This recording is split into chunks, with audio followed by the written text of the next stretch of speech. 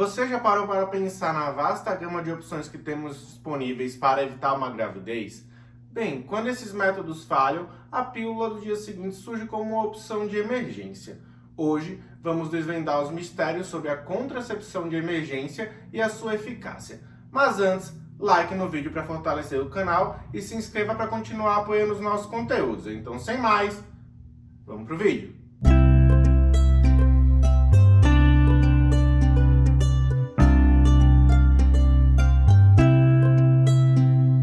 Sejam todos bem-vindos, eu sou o Jefferson Santos e hoje vamos explorar a farmacologia por trás do levonorgestrel, que é a substância ou fármaco presente na pílula do dia seguinte.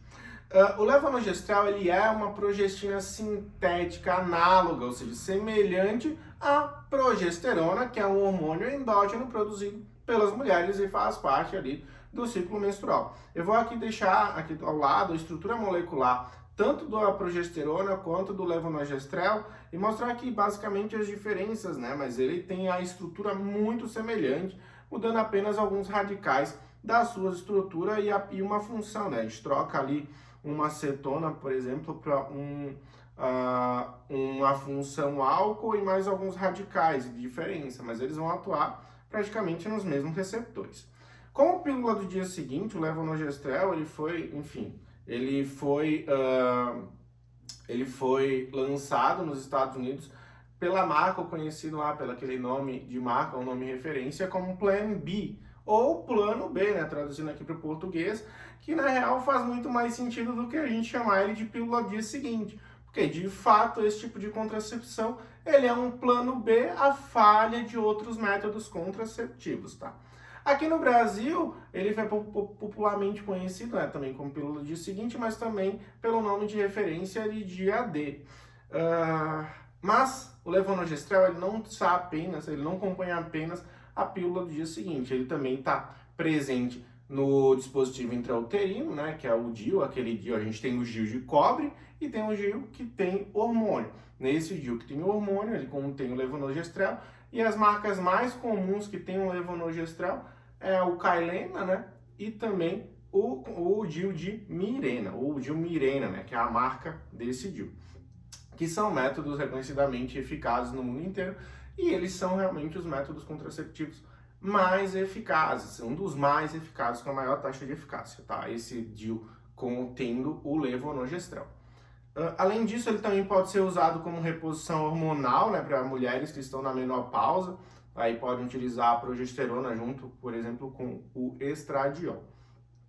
Mas falando especificamente sobre a pílula dia seguinte, qual é o objetivo dela? Bem, o objetivo do plano B, como já falado anteriormente, é evitar uma gravidez quando outros métodos falham, né? Mas esse evitar a gravidez, ele entra como um método emergencial. O método falhou, a pessoa teve ali a relação e aí existe um prazo, né, que é definido ali, um prazo de até 72 horas para que faça o uso dessa pílula e aí possa evitar, ali como última opção, evitar uma gravidez indesejada, tá? Mas antes de entrar na farmacologia propriamente dita, eu queria falar um pouquinho sobre o histórico, que é muito interessante, tanto a pílula do dia seguinte como dos contraceptivos hormonais no geral, tá?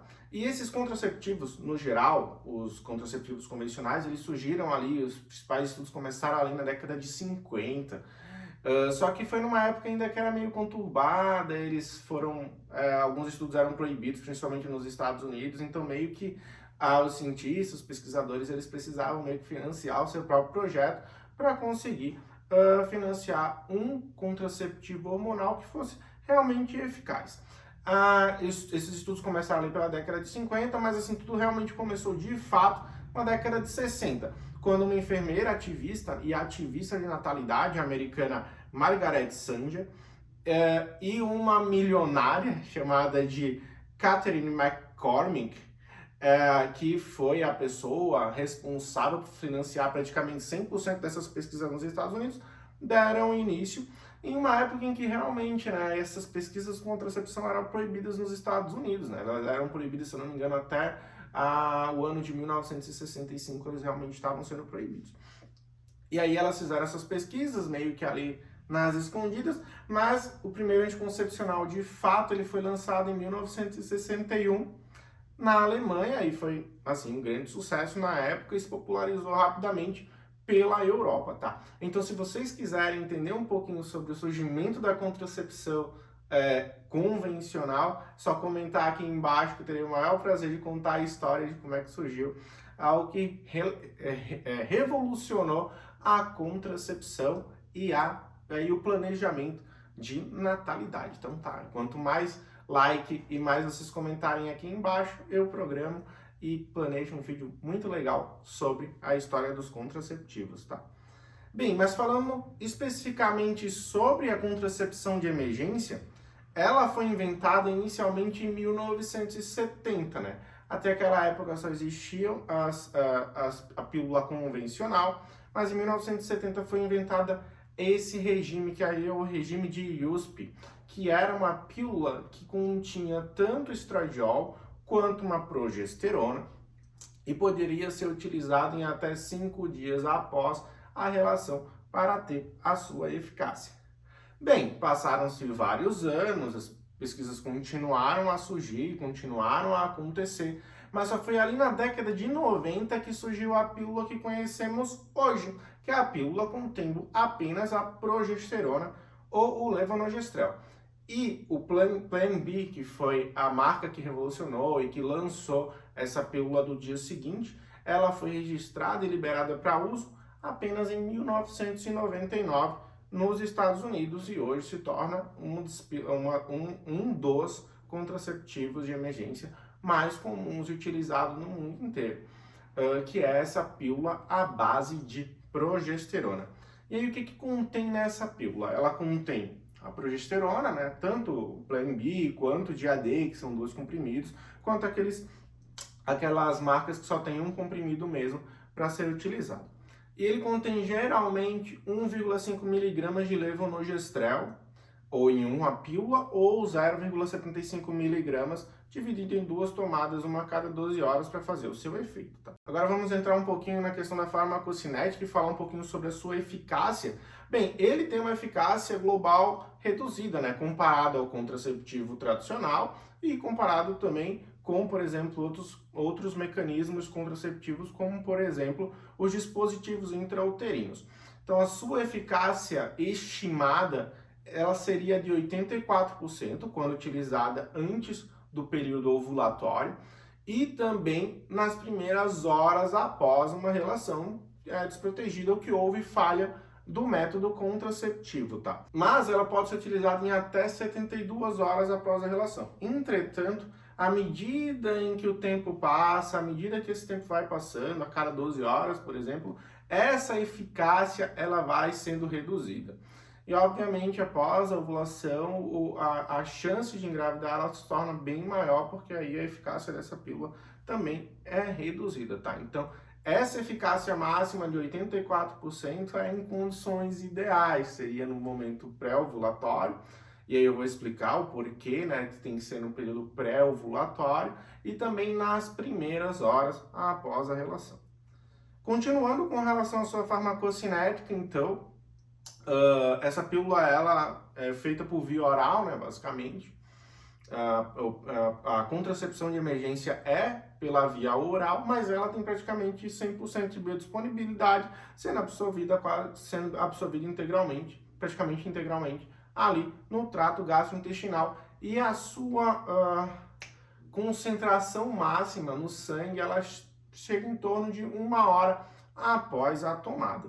Já, assim, só em título de curiosidade, por exemplo, o levonorgestrel presente, por exemplo, nos implantes subdérmicos, aí eu não estou falando de contracepção de emergência, mas sim uma contracepção convencional, como, por exemplo, no Implanon, né, que é aquele bastãozinho que fica ali subdérmico, geralmente ali no braço, e tem uma duração lá de, sei lá, 5 anos, para que ele atinja o pico de concentração no sangue, leva aproximadamente 2 ou 3 dias, tá? E também o que está presente no DIU, ele vai atuar ali principalmente no endométrio, né? Ele atua de uma forma mais local ali no útero da mulher, tá? E ali falando sobre o seu volume de distribuição, né? Como já mostrei estruturalmente, ele é um fármaco que tende a ser bem hidrofóbico, tá?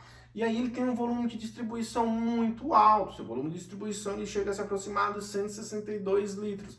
Só que existe uma diferença de volume de distribuição de pessoas que têm o IMC normal e pessoas com IMC elevado. Ou seja, pessoas com IMC elevado, o levonorgestrel ele tende a ser mais absorvido ou se acumular em tecido gorduroso e aí a biodisponibilidade e eficácia dele também acaba diminuindo.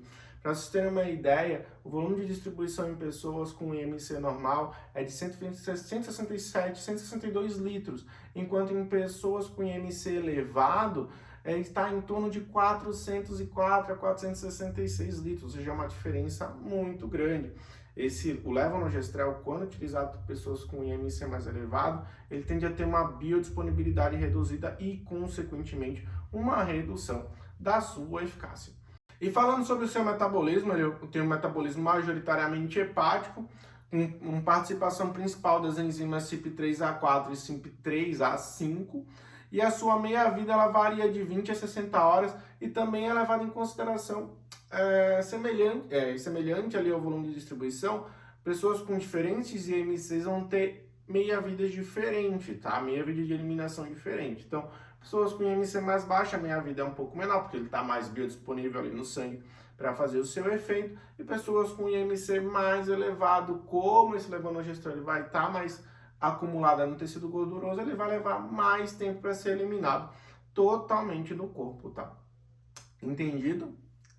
Bem, mas assim, a gente veio aqui falar de farmacologia.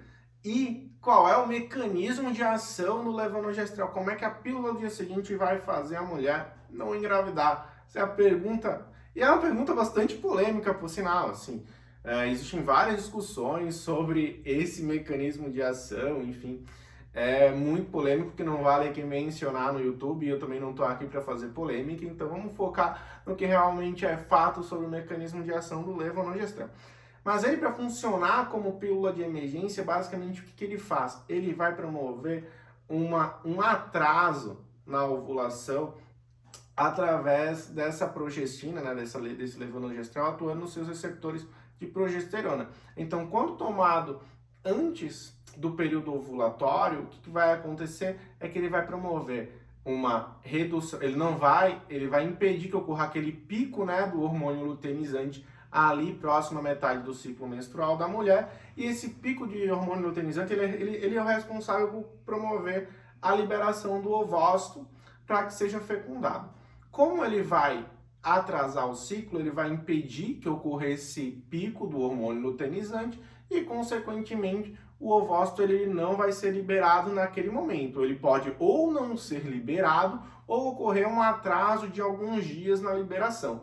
Por isso que a contracepção de emergência ele só tem eficácia para aquele ato anterior, né? Ele não tem uma eficácia para o mês inteiro, por exemplo. Ele vai promover, se ele promover um atraso no ciclo menstrual, um atraso na ovulação, caso o casal ele vá ter novas relações desprotegidas, por exemplo, o contraceptivo de emergência ele não vai cobrir as próximas, tá? Ele vai cobrir aquela anterior, tentar cobrir aquela falha anterior. Mas as próximas não existe uma garantia devido ao que o fato de que se ele, por exemplo, só atrasar o período ovulatório, a mulher vai poder ovular daqui a alguns dias e, consequentemente, estará fértil de novo para engravidar. Então, como falado, o mecanismo de ação principal é quando o levonorgestrel vai ser ligado aos seus receptores de progesterona, vai inibir aquele pico do LH e, consequentemente, inibe a ovulação. Além disso, há também outros mecanismos que são citados e que podem ocorrer, mas não são provados. Eles são mais, como é que eu posso dizer, especulatórios, né? Alguns deles já são comprovados, por exemplo, no dispositivo intrauterino. Tem um uso a longo prazo do levonorgestrel, ele realmente, por exemplo, vai promover um espessamento daquele muco cervical, né? Muco ali do colo do útero, e esse espessamento ali no colo do útero vai impedir que os espermatozoides migrem e consigam chegar, por exemplo, no ovócito. mas ainda não há nenhuma prova assim de que realmente na pílula do dia seguinte isso acontece, porque enquanto na contracepção normal, no Implanon ou até mesmo ali no DIU, eles são utilizados a longo prazo, né? Cada dia está sendo liberado uma dose específica de levonorgestrel e aí tem tempo, por exemplo, de atuar ali no útero e no muco cervical para promover esse espessamento. Já ali na pílula do dia seguinte, ela é só uma tomada, então definitivamente ela talvez não vai ter um efeito sobre esse espessamento do muco. Então fica mesmo relacionado com o seu efeito principal, o seu principal mecanismo contraceptivo, ele realmente é relacionado com o atraso na ovulação, tá? Além disso também, tem muito se comentado o efeito da pílula dia seguinte sobre o endométrio. Então, assim, tiveram alguns estudos, em 2022, por exemplo, em que eles analisaram marcadores endometriais, né, marcadores de receptação do ovócito, né, do ovócito fecundado, e eles viram que realmente não tinha alteração nesses marcadores endometriais. Então, a conclusão que esse estudo chegou foi que realmente o levonorgestrel ele não atua sobre os marcadores endometriais, não atua reduzindo, por exemplo, o poder de receptação e implantação do ovócito, tá? Do embrião, no caso. Então, o que a gente quer chegar é explicar, enfim, uma das polêmicas é que o levonorgestrel, a pílula dia seguinte, ele não afeta a implantação do embrião no útero da mulher, tá? Ele só vai interferir naquela fase pré-ovulatória, impedindo a fecundação. Mas vamos falar um pouquinho sobre os seus efeitos adversos, né? Mas o que pode trazer para a mulher tomar a pílula do dia seguinte? Bom, basicamente vai ocorrer anomalias menstruais, né? Ela pode atrasar o ciclo dela, ou ela pode encurtar o ciclo, pode aumentar esse fluxo menstrual. Pode ocorrer a amenorreia, né, que é a ausência, por exemplo, de fluxo. A dismenorreia pode aumentar a dor durante o período menstrual, pode causar dor de cabeça, acne, pode também induzir náusea e vômito. Esses são os principais efeitos adversos relacionados ao levonorgestrel. Já com relação à interação medicamentosa, os principais são aqueles que são indutores enzimáticos, né, aqueles que vão aumentar o metabolismo do levonorgestrel e, consequentemente, reduzir a sua eficácia. Então aqui eu trago uma listinha de medicamentos que podem atuar reduzindo a eficácia do levonorgestrel ou reduzindo a sua biodisponibilidade. Então, barbitúricos, a carbamazepina, fenitoína e ácido retinóico também são alguns desses exemplos. A erva de São João, né? Enfim, também fitoterápicos também podem interagir com medicamentos e reduzir a sua eficácia. Além disso, a gente também tem os antirretrovirais, né, utilizados além do tratamento do HIV, como Darunavir, Efavirenz e Nevirapina. O micofenolato também, ele é um medicamento que reduz o efeito terapêutico do levonorgestrel, né? O micofenolato ele é um medicamento imunossupressor e o psicotrópico, o topiramato, também é um desses que pode reduzir a eficácia do levonorgestrel. Então a gente tem uma infinidade, também posso deixar uma listinha aqui desses medicamentos que podem interagir com a pílula do dia seguinte. Então é isso, pessoal. Se gostaram do vídeo, deixem um like, se inscrevam no canal para continuar apoiando os nossos conteúdos. Um forte abraço e até a próxima aula. Tchau, tchau.